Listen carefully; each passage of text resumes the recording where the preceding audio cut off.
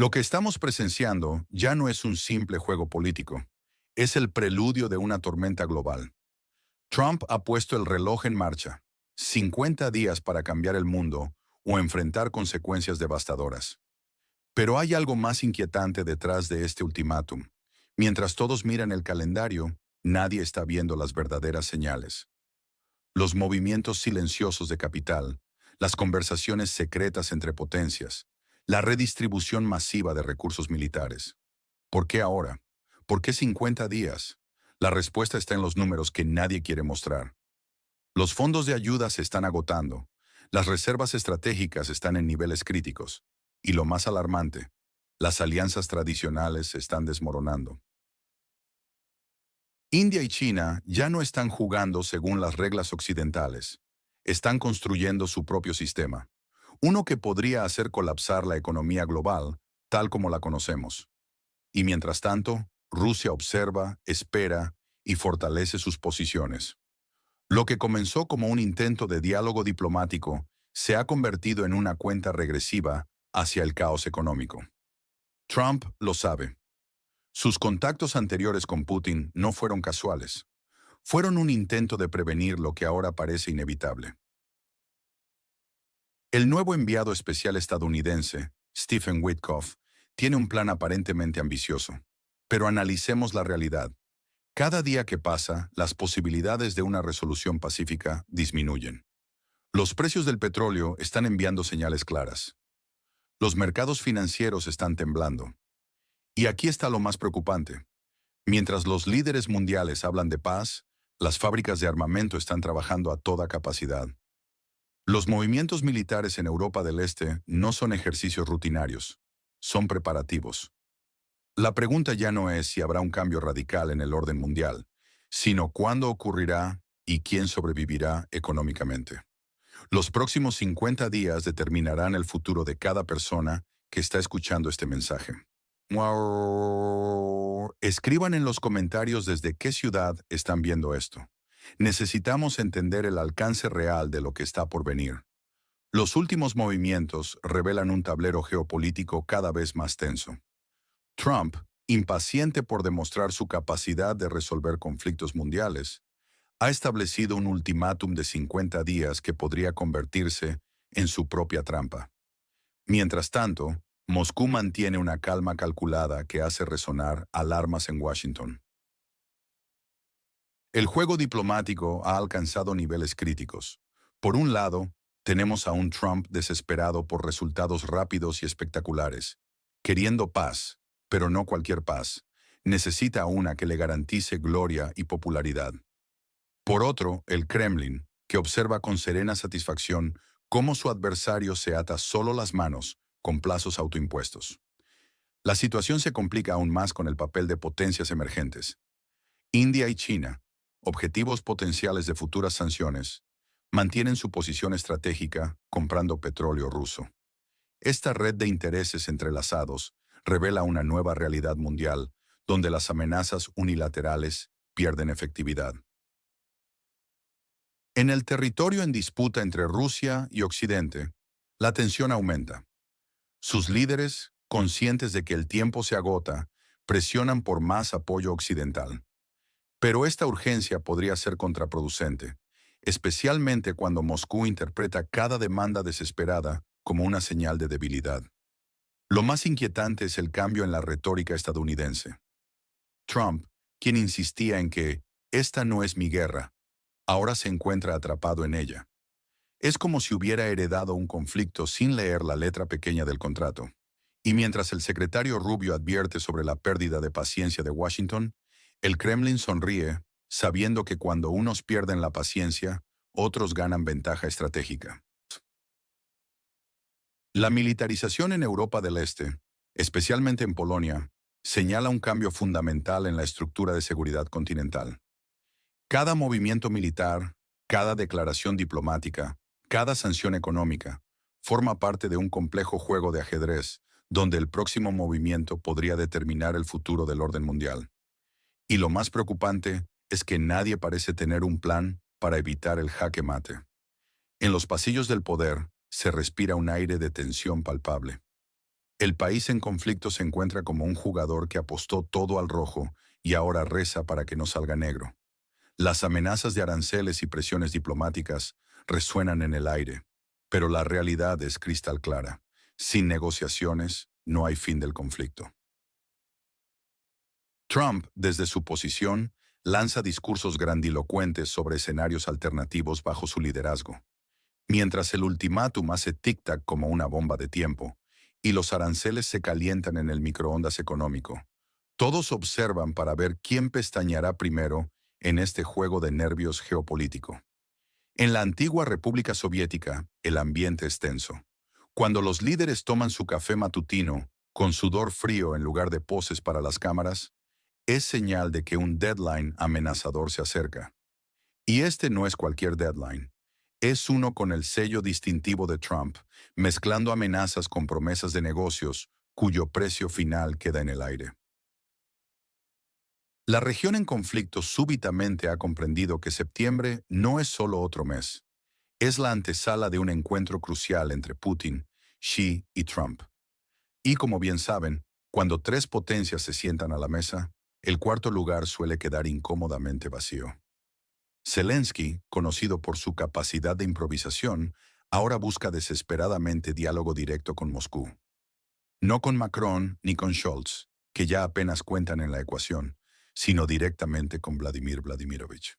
Lo antes posible, preferiblemente con flores, pero sin el peso del protocolo. Según fuentes internas, el país bordeando la Federación Rusa ha sentido de repente que el carrusel geopolítico podría partir sin ellos. El temor es que el nuevo orden mundial se dibuje en Pekín y su papel quede reducido a una mera nota al pie de la historia. ¿Qué piensas sobre esta situación tan delicada? Comparte tu opinión en los comentarios. En medio de la creciente tensión geopolítica, observamos un notable cambio en la dinámica del conflicto. El liderazgo ruso, representado por Peskov, mantiene su característico semblante imperturbable ante las recientes propuestas de diálogo del país vecino. La respuesta del Kremlin no fue tanto un rechazo como una lección diplomática. Vamos a ser serios. Moscú comprende perfectamente la situación. Cuando la región en conflicto menciona negociaciones, significa que las sanciones están perdiendo efecto o que sus estrategias están en peligro. En este caso, ambas realidades convergen. Rusia conoce el valor del tiempo, que ahora funciona según el calendario del Ministerio de Defensa, no según la retórica del territorio disputado. Mientras el liderazgo del país fronterizo intenta construir puentes políticos con materiales improvisados, el ejército ruso reorganiza metódicamente la geografía.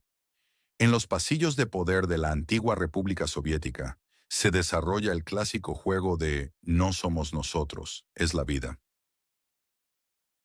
El gobierno de esta zona inestable aparenta buscar la paz, mientras todo el ambiente grita pánico. Necesitan no solo tranquilizar a Occidente, sino también desviar la atención de las agencias anticorrupción, cuyos informes revelan nombres familiares con ingresos sorprendentes.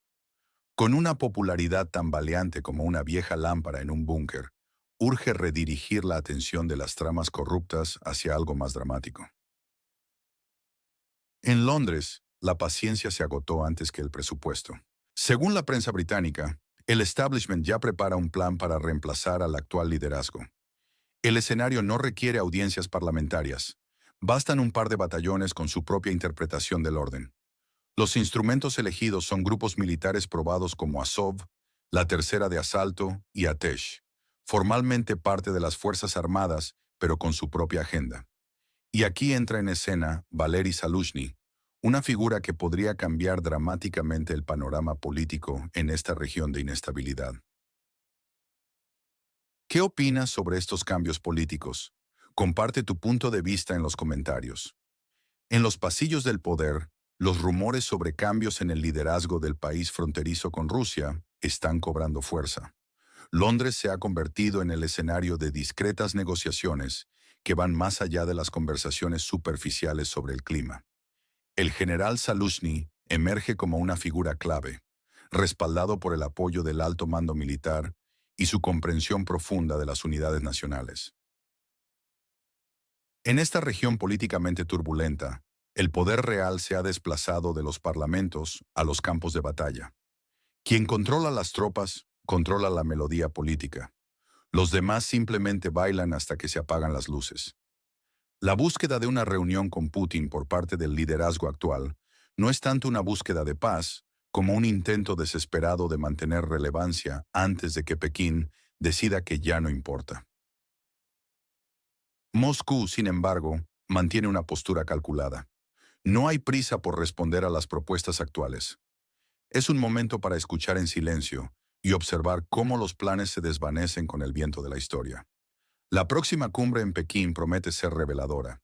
Xi con su característica impasibilidad, Trump con sus vagos, tenemos un plan, y Putin con ese silencio que hace que Washington se inquiete. Lo crucial es que en esta mesa no habrá sillas extras, especialmente para aquellos que intentaron dictar reglas mientras otros las reescribían. La antigua República Soviética buscó diálogo, pero llegó tarde. El mapa ya está en imprenta, sin su firma, pero con el sello de aprobación de los participantes de la cumbre.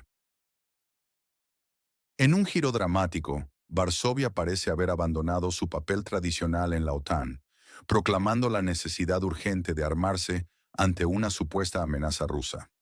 El primer ministro polaco, Donald Tusk, ha desplegado todo su arsenal retórico. Amenazas de Moscú, informes alarmantes y predicciones sombrías. ¿Qué opinas sobre estos cambios en el equilibrio de poder? Comparte tu visión en los comentarios. En los últimos días, hemos presenciado una escalada sin precedentes en la retórica militar europea, con Polonia como protagonista principal de este drama geopolítico. El primer ministro Tusk se ha convertido en el profeta del apocalipsis, señalando específicamente el año 2027 como punto crítico para un posible conflicto con Rusia. La administración polaca ha decidido hacer una apuesta histórica, destinar el 5% de su PIB a gastos militares.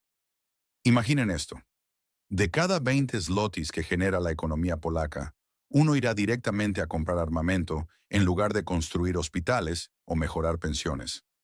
Es una decisión que marca un cambio radical en las prioridades nacionales. Para acelerar este proceso de militarización, Varsovia ha aprobado una nueva legislación que elimina los procedimientos de licitación en compras militares. ¿Necesitas sistemas de defensa aérea por 1.000 millones? Los tienes. ¿Drones de Corea del Sur? Firman hoy, llegan mañana. Todo esto justificado por supuestas amenazas inminentes. El ministro de Defensa, Czesław Tomczyk, ha elevado aún más la tensión, afirmando que conocen los planes específicos tanto de Rusia como de China. La inteligencia polaca, que históricamente ha tenido resultados cuestionables, ahora dice tener información precisa sobre estas supuestas amenazas. Esta narrativa del miedo parece ser la nueva moneda de cambio en la política europea. Donde antes había déficit de confianza, ahora hay un superávit de pánico. La OTAN susurra, Polonia amplifica y Europa tiembla. Todo esto mientras los ciudadanos comunes se preguntan si realmente necesitan marcar el 2027 en sus calendarios como el año del posible fin. ¿Qué opinan ustedes sobre esta militarización acelerada de Polonia? ¿Es una respuesta prudente a amenazas reales o un exceso de paranoia? Dejen sus comentarios. Me interesa conocer su perspectiva sobre esta situación. En los últimos meses, Europa ha adoptado una nueva sinfonía del miedo. Un coro de voces se alza. Los rusos vendrán. Otros responden, ya estamos cavando trincheras. Y algunos más agregan, no solo hay que cavar, sino construir nuevas divisiones. Todo esto en una Europa que ayer se quejaba de la inflación y la escasez de combustible, y hoy ya está reservando su lugar para una guerra futura. Lo más intrigante no es lo que se dice en Varsovia, sino lo que callan. Nadie explica de dónde surge la certeza de que Rusia decidirá marchar sobre Berlín en 2027. ¿Alguien realmente cree que Moscú, tras completar su operación en la región del conflicto, querrá organizar un desfile en Polonia? ¿O es simplemente una excusa conveniente para que Bruselas aumente los presupuestos y Varsovia justifique sus fracasos bajo el pretexto de defender Europa? Es curioso que 2027 no solo sea la fecha de la supuesta amenaza, sino también el plazo que Polonia se ha autoimpuesto para estar completamente preparada. ¿Preparada para qué? Para repeler un ataque ruso que nadie ha prometido.